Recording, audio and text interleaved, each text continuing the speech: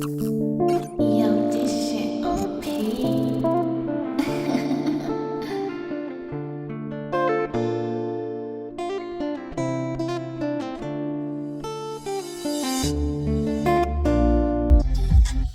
Welcome, ladies and gentlemen. It's been a minute. I know this need to be on his stuff. I know I got it. Don't yell at me. Calm down. Be happy. I'm back. Not necessarily in that sense though. But today on Down the Rabbit Hole once again. If my glasses are extra clean today, that's because I ultrasonically cleaned them before I get started. We're brought to you by Albanese Gummies, the gummies that eat like a worm. One half of the Dynamic Duels, 1 and 2, Thoughts from Your Boy podcast, and Rise Sonova. With that being said, I'm your host, gracious and loving at the same time. Just this. Check it out. Down the rabbit hole once again. Why is it... Let me cut that off. It's raining, y'all. Why is it that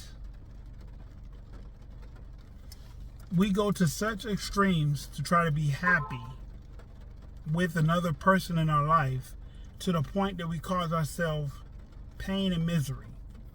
A woman asked a question on Instagram today. The question that she was asked, that she chose to ask us, is, would you rather be hated or forgotten? And I thought about that. Because in my whole life, there's probably 5 people I hate. Out of all the people I've met in my whole life. I met some people I feel like I need to get a get back on, run another fade, shoot the shot again, or some shit like that. But like actually hate, it's only 5 people I can think of. One of those people that come to my mind is my daughter's mother. And that's so bad because I know a bunch of women that I've forgotten. And I guess neither one of them sounds good. Neither one is good. But for me to hate her, or her to hate me, or us to hate each other, we turn into each other's villains in these stories. Maybe how she became my villain is different than how I became her villain. Not saying either one is right or wrong, but when you're hated by someone, you become that person's villain. So if life was good and bad, which is not, but when it comes down to actually hating or harnessing hate for another living individual, you've become their villain. You've done something so heinous, so terrible that it's like, I can never forgive you. I can never look at you the same. I can never be in your presence longer than have to time. There's no, I mistakenly called your number and now we're talking for, it's not none of that. It's on site when I see you. Most cases. The 4 other people that I hate, it's on site when I see them. Like, this might do prison time behind it. I don't look for them. They're not in my immediate area. So, but hate is such a strong word. But now, when you say forgotten, that means, for instance, perfect story. Story time. Quick story time. So, I had to be in a 10th or 11th grade, and they were taking the school test. It was either the exit exam or the ACT, or one of the school proficiency tests. And the person that I skipped school with that day, they didn't have to take the test. They were exempt from the test like I was. We walked to my house. We did the do. Now we had to be 15, 16, maybe 16, 17, something like that. 15, somewhere between 15 and 17. We had to be that old. So we did our thing.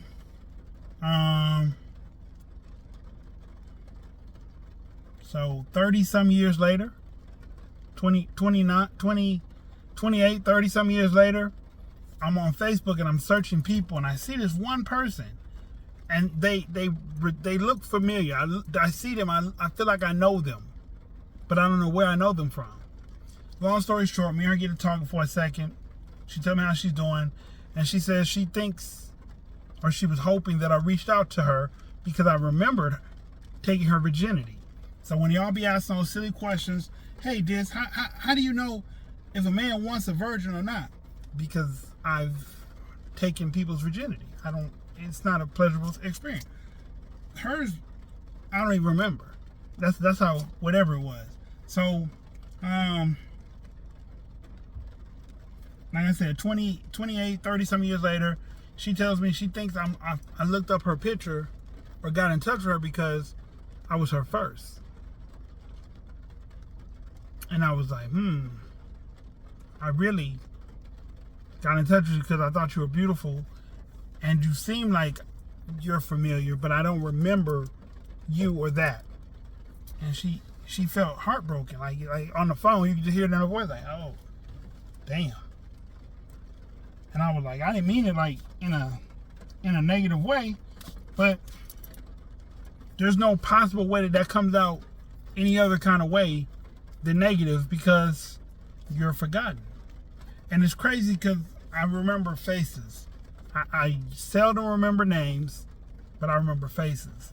So when I say that, it's a lot of people I ain't seen since I was 13, and I remember what they look like. And I know if I cross them, it's either a good experience or a bad. Sometimes I run across people I don't remember, but they remember me. But to be forgotten,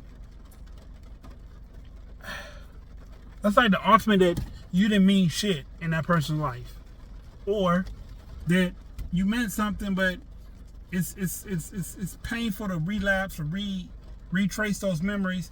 So it's only best that we let them go. We stop thinking about those thoughts. We haven't seen you in 20 some years, so you really don't exist no more. Would that be the same as forgetting, ladies and gentlemen? Anyway, like I said, back on topic. We go through so much. We put up with so much trying to be happy with people that don't make us happy.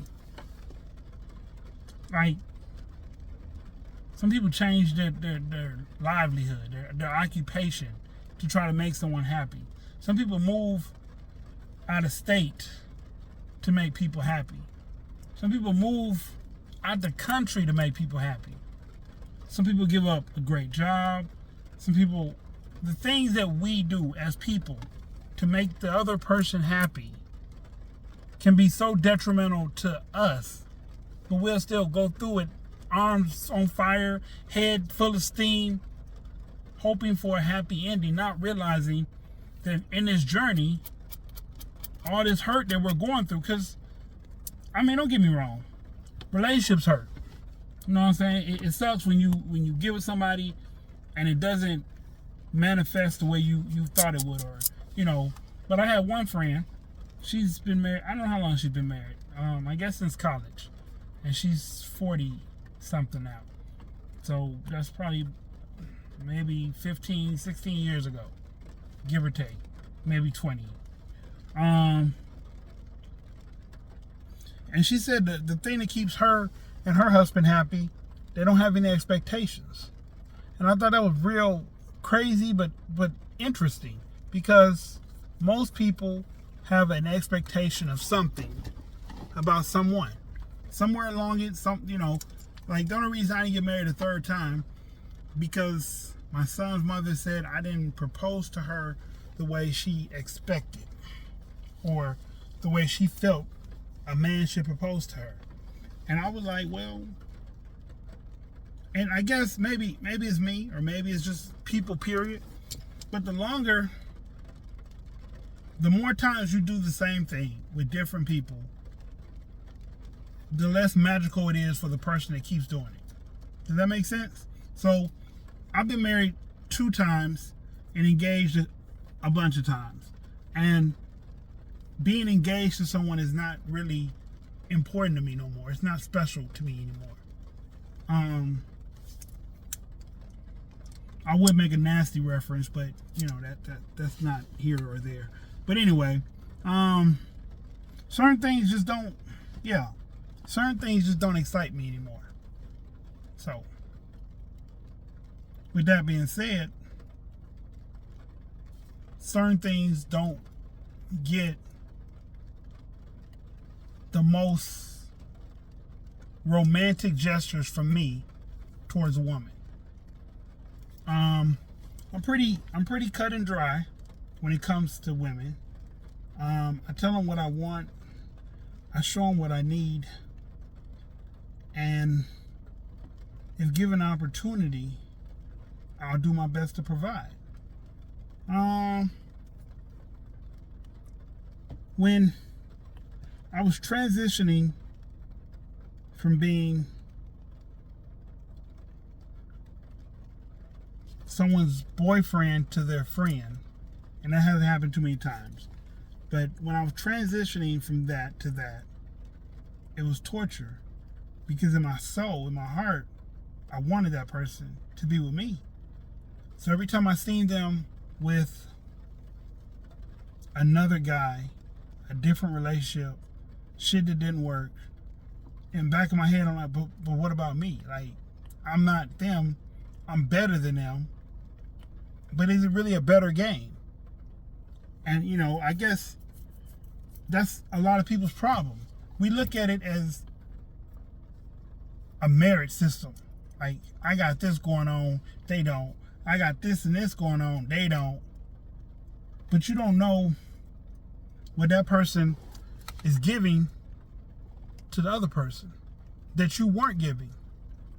And I know that sounds terrible, but in all reality, we have one life on this planet.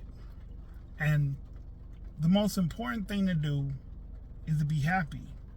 But you shouldn't have to sacrifice your happiness to make someone else happy, so in turn they can make you happy. Does that make sense? If you tracking, if you still rocking with me, just, you know what I'm saying, just hit the like button. Just hit the like button right now. Just be like, yeah, I like that. Just hit the like button. And if you really feeling the content, hit the notification bell. And by the time it's done, if you really felt like this conversation was prosperous,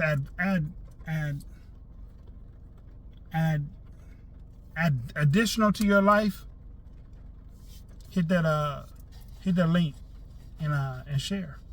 Hit the copy share button. But you know, whatever. Back to what I'm saying. We go through all extremes to be happy. Like I said, it really, truly does not take all that. Being happy should not make you cry. Being happy should not make you feel less than. Being happy should definitely not make you second guess what you will and won't do in a relationship. Being happy should not have you expecting anything.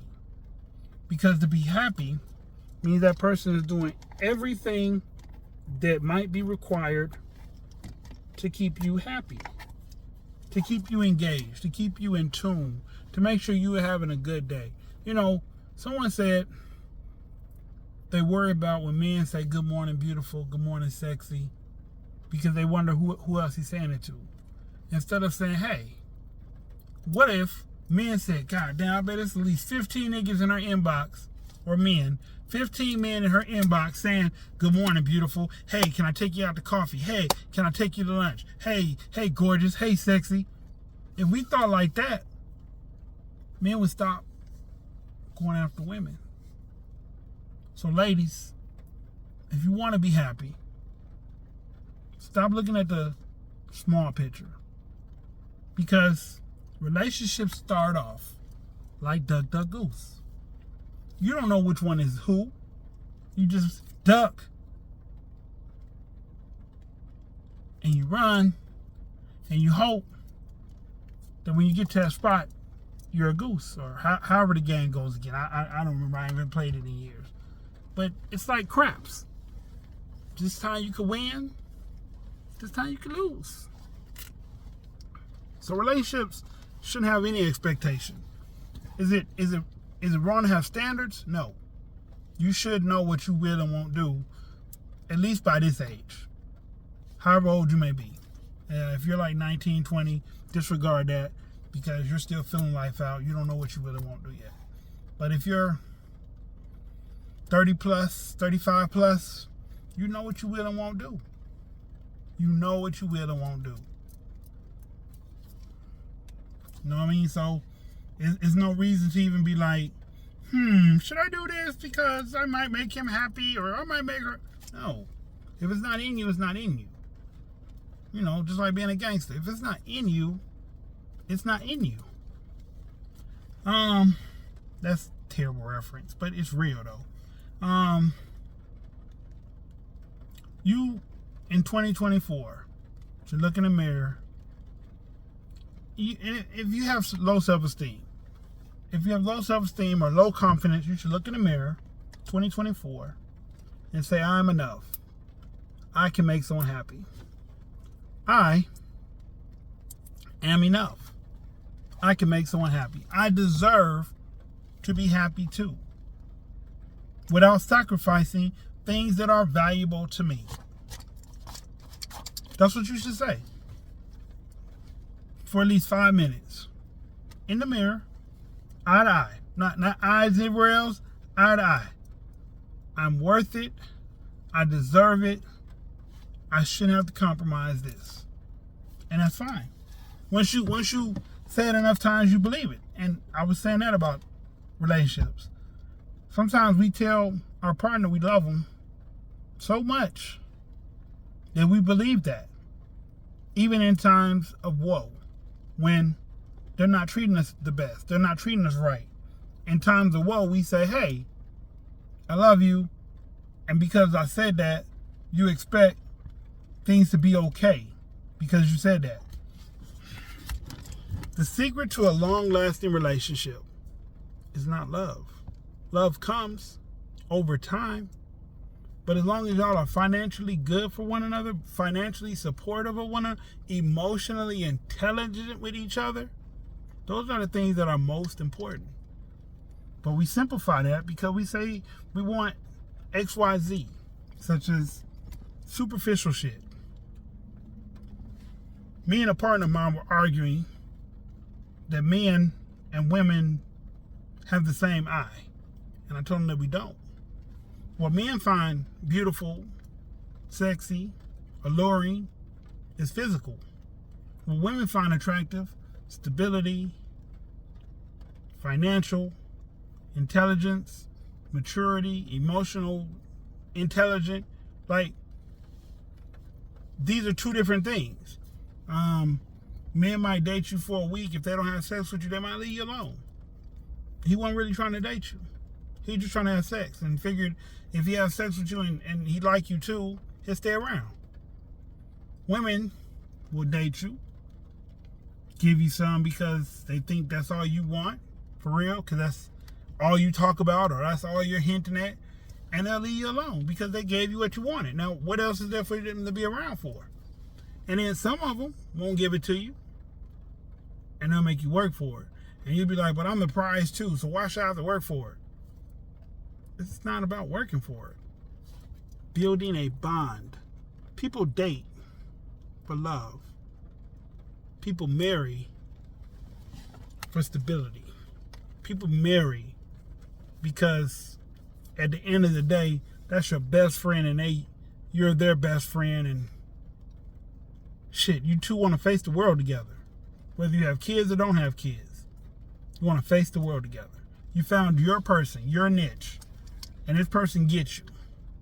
And this person, you know, wants to big up you, wants to see you win at all costs. But at the same time, you want to see them win too. So y'all are each other's biggest cheerleaders, biggest inspirators, biggest motivators. And everybody can't find that. And the people that have found it, the older generation, they had lesser standards. But they didn't see the world as big as we do now. Because beauty is subjective. But if you stay in a small town and you didn't have internet 15, 20 years ago, you were only limited to as far as you were only you were only exposed to as many people or as many places you got away from your home. So like if you stayed in a small city and you joined the military and the military sent you around the world, you were exposed to the world. But if you stayed in a small town and you never left, you never ventured out to any other state, you're only exposed to what you see on a regular basis. So either Mary Jo or Becky Sue is going to be your wife. Whatever their names may be. I'm just playing. That's what I think of when I think of small cities. Sorry. But yeah, one of those two were going to be your wife. Or John Edward, or, he was going to be the man. We have the internet now. So we're exposed to a lot more beautiful people than ever before. From one end of the globe to the other end of the globe. We're exposed to them. We see them. We can contact them. We can get in touch with them. We can fly them here or fly over there. Yeah. But I say that to say, having standards is not wrong. Having expectations that are unreachable or unrealistic, that's dead wrong. So, again, why do we go through so much and put up with so much in an attempt to be happy? Down the rabbit hole once again. That's what this was called. Down the rabbit hole once again. Why would you put up with what you put up with for as long as you did it for a man or a woman that you're not with right now? I understand we have lessons, we learn different shit. I think we need to learn when to quit before it's too late. Learn to quit before it's too late. That's today's message. Learn to quit before it's too late. Hey, I gotta get up out of here. It's raining. My baby about to come out of school. Truth of the matter is, I owed y'all this one. I know y'all like them. And I know I'll be taking my sweet ass time to give y'all the product. But when I bring it to you, it's wrapped up real nice, right? It sit pretty. Hey, like I said, if you like the video, just hit the like button. Smash that like button. Hit the notification so you know when I'm rocking. Thoughts from Your Boy Podcast, Rise Ace and Over, one half of the Dynamic Duels. I'm just that guy. I'm just this. That's it. That being said, look forward to seeing y'all on all the podcasts. Sunday, every other Monday, every Wednesday. Like Said would say, out of time to the next time, screaming, let's talk. Just peace. Just this. Peace.